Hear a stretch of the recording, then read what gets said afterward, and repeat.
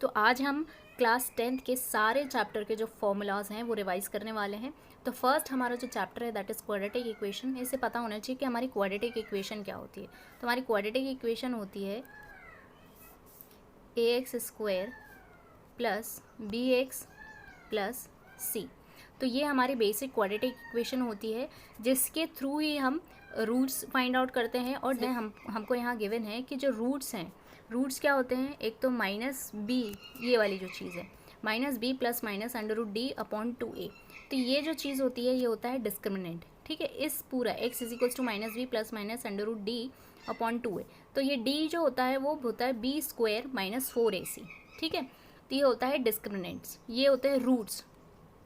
अब देखिए इसका जो मेन फॉर्मूला है वो ये और ये, आपको तीन चीज़ें याद रखनी है बस। अगर डिस्क्रिमिनेंट जो होता है वो ग्रेटर देन 0 है तो आपके जो रूट्स होंगे वो दो अलग अलग रूट्स होंगे। आपको पता है रूट्स क्या होते हैं, एक तो अल्फ़ा एक बीटा। ठीक है, दो अलग अलग रूट्स होंगे और ये दो अलग अलग रूट्स भी डिस्क्रिमिनेंट वाले, ये जो एक्स वाला जो फॉर्मूला आपको गिवन है उसी से निकले हुए हैं। X is equals to -b plus minus है, तो एक बार आप कौन सा रूट लोगे, प्लस वाला, और एक बार जो वैल्यू आएगी वो होगी माइनस की। ठीक है, इसके बाद आता है हमारे पास d इज इक्वल्स टू 0। ठीक है, d इज इक्वल्स टू 0 कब होगा, d इज इक्वल्स टू 0 तभी होगा जब आपके पास कैसे रूट्स होंगे, दो इक्वल रूट्स होंगे। ठीक है, यानी कि जो दोनों ही रूट आएंगे वो इक्वल आएंगे। अब लास्ट है कि d जो होगा लेस देन 0, तो वहाँ पर आपका कोई भी रियल रूट नहीं होगा। तो क्वाड्रेटिक इक्वेशन में सिर्फ आपको यही फॉर्मूला पढ़ना है, इससे ज़्यादा आपको पढ़ने की कोई भी ज़रूरत नहीं है। नेक्स्ट चैप्टर की तरफ हम बढ़ते हैं, that is arithmetic progression. AP में भी देखिए, एपी में भी 3-4 फॉर्मूलाज ही हैं इंपॉर्टेंट जो कि आपको याद रखने की ज़रूरत है। देखिए एपी में क्या होता है, फॉर्मूला जनरली आपको जब एन नहीं पता हो तब भी आप यूज़ कर सकते हैं, डी नहीं पता हो तब भी आप यूज़ कर सकते हैं, और ए एन नहीं पता हो तब भी यूज़ कर सकते हैं। ठीक है, लेकिन इन ए एन डी और ए एन में से सिर्फ एक ही कोई क्वांटिटी होनी चाहिए, एक ही कोई टर्म होनी चाहिए जो आपको एट अ टाइम नहीं पता है। ठीक है, एट अ टाइम अगर आपको कोई दो चीज़ें नहीं पता है तो वो फॉर्मूले में फिर इक्वेशंस बन जाती हैं। तो nth टर्म का क्या निकलेगा formula, an is equals to a plus n minus 1 into D. उसके बाद है अगर आपको लास्ट टर्म गिवन हो यानी कि l, ठीक है, l गिवन हो तो क्या फॉर्मूला होगा, an is equals to l minus n minus 1 into D, ये लास्ट टर्म के लिए फॉर्मूला। इसके बाद होता है सम ऑफ एन टर्म्स के लिए, सम ऑफ एन टर्म्स में आप AP कैसे निकालेंगे S N is equals to n/2 2a plus n minus 1 into D. ठीक है, या फिर अगर ये जो चीज़ है इसको हम पूरा क्या लिखते हैं, an लिखते हैं। हमने यहाँ देखा हुआ है, ये फॉर्मूले में हमने यहाँ देखा हुआ है कि इसको an लिखते हैं। ठीक है, तो वही सेम चीज़ है n/2, ये सेम n/2 रहा, और यहाँ पर a प्लस इसको क्या कर देते हैं, ये जो 2a लिखा हुआ है इस फॉर्मूले को ऐसे कर देते हैं। देखिए n/2 ये a प्लस a हो जाएगा, 2a को मैं a प्लस a लिख सकती हूँ, प्लस अब ये हो जाएगा n माइनस 1 इंटू डी। तो ये जो a plus a n minus 1 into D है ना, उसे मैं क्या लिख सकती हूँ, a n लिख सकती हूँ। ठीक है, तो इसीलिए यहाँ का जो a है, यहाँ का जो एक a है वो एक a है, और इसी का एक निकाल के a plus n minus 1 into D को हमने लिख दिया a n। ठीक है, नेक्स्ट है हमारे पास if there are only n terms in AP, अगर सिर्फ n टर्म हो, ठीक है, तो an को ही हम क्या कहते हैं, लास्ट टर्म कहते हैं। ठीक है, अगर हमें गिवन है क्वेश्चन में सम ऑफ n टर्म और लास्ट टर्म गिवन है, ठीक है, तो हमें a प्लस l आ जाएगा। अब जब हमें sum of first term sum of second term दिया हो और हमें an निकालना हो, तब फॉर्मूला क्या होगा, an is equals to sn minus sn minus 1, यानी कि अगर ये फोर्थ टर्म होगी, यानी कि सम ऑफ फोर्थ टर्म होगा तो ये सम ऑफ थर्ड टर्म होगा। राइट, आप समझ रहे हैं, ऐसा होगा, ये ऐसा गिवन है। और आपको हाइट एंड डिस्टेंस के फॉर्मूलाज में क्या करना है, देखिए साइन कॉस टैन याद करना है आपको, और कुछ इसके अलावा आपको कुछ करने की ज़रूरत नहीं है। साइन कॉस टैन भी याद रखने के लिए क्या होगा, देखिए sine cos tan cosec sec cot. ठीक है, इसके लिए आपको करना पड़ेगा पंडित बद्री प्रसाद हर बोले, यानी कि P/H क्या हो जाएगा हमारा साइन थीटा। देखिए इसमें आपको कुछ पढ़ने की ज़रूरत नहीं है ज़्यादा, बस आप ये देख लीजिए कि साइन कॉस टैन और कोसेक सेक कॉट, ठीक है। साइन को हम क्या लिख सकते हैं, उल्टा 1/कोसेक, ठीक है।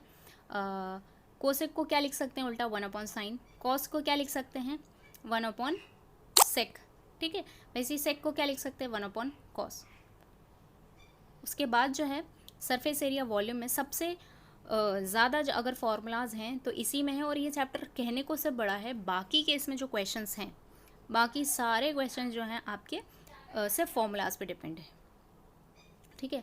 तो जो इम्पॉर्टेंट फॉर्मूलाज हैं इसमें, अगर आपको LBH गिवन हो, ठीक है, तो जब टोटल एरिया ऑफ क्यूबॉइड होता है वो क्या होता है, 2LB + BH + HL, ठीक है। उसके बाद अगर वॉल्यूम निकालना है आपको क्यूबॉइड का, तो area of base into height होता है, LBH क्यूबिक यूनिट, ठीक है। डायगोनल ऑफ क्यूबॉइड क्या होगा, √L² + B² + H²।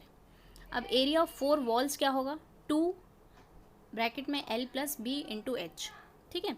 अगर आपको लेंथ ऑफ ईच क्यूब दी है A यूनिट्स, ठीक है, तो टोटल सरफेस एरिया क्या हो जाएगा क्यूब का, 6A², ठीक है। अब वॉल्यूम ऑफ क्यूब अगर गिवन है, वॉल्यूम ऑफ क्यूब अगर निकालना है, that is A³। Diagonal of cube होता है √3A यूनिट्स। उसके बाद अगर आपको R और H दिए हुए हैं, जैसे R रेडियस है और H जो है हाइट गिवन है, तो आपका जो सर्कल और सिलेंडर के लिए यहाँ पर क्या होगा, एरिया ऑफ ईच एंड्स, ठीक है। सर्कल के लिए है ये, सर्कुलर सिलेंडर, ठीक है, सर्कुलर सिलेंडर के लिए, तो फिर एरिया क्या हो जाएगा सर्कुलर सिलेंडर का, πr²। कर्व सरफेस क्या हो जाएगा उस सिलेंडर का, 2πrh, ठीक है। वॉल्यूम क्या हो जाएगा, πr²h, ठीक है। अब surface area, total surface area क्या हो जाएगा, 2πrh + r, ठीक है। उसी तरीके से आपको यहाँ पर होलो सिलेंडर्स के बारे में भी दिया हुआ है, ठीक है। आप वीडियो को पॉज करके इसका स्क्रीनशॉट ले सकते हैं। यहाँ पर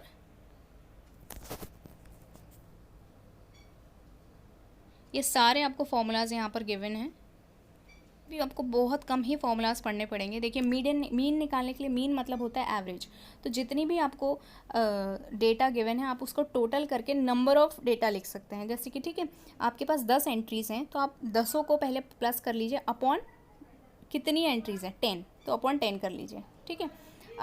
अब मीन कैसे निकालेंगे, डायरेक्ट मेथड से, ये तो बहुत लेंदी मेथड हो जाएगा, ठीक है। मीन निकालने के लिए summation of fi xi upon summation of fi, ठीक है। अज्यूम मीन मेथड से कैसे करेंगे, अज्यूम मीन मेथड से x = a, यानी कि अज्यूम करना पड़ता है आपको, plus summation of fi di upon summation of fi। निकालने के लिए क्या होता है, लोअर लिमिट प्लस ब्रैकेट के अंदर f1 - f0 upon 2f1 - f0 - f2 × h, ठीक है। मीडियन निकालने के लिए क्या होगा, n/2 - cf upon f × h। अब जब आपको मीडियन और मोड गिवन हो और मीन निकालना हो, तो फॉर्मूला लगा सकते हैं आप, 3 मीडियन = मोड + 2 मीन, ठीक है। तो ये सारे कुछ फॉर्मूलाज हैं इंपॉर्टेंट, इसमें से आपको कुछ नहीं करना है। देखिए बहुत सारे चैप्टर, एक तो 4th chapter, 5th chapter, 8th chapter और 14 चैप्टर, इसके फॉर्मूलाज तो बहुत ही कम है, सिर्फ 4 ही चैप्टर्स के बहुत कम फॉर्मूलाज हैं। आपको सिर्फ मेहनत करनी है 13 चैप्टर में, ठीक है, और जो कि आई नो आपने बहुत अच्छे से उसको लर्न कर लिए होंगे। और कल का पेपर के लिए आपको ऑल द बेस्ट, बहुत अच्छे से, बहुत पॉजिटिव मोड में जाइए और बहुत अच्छे से पेपर करके आइए। All the best.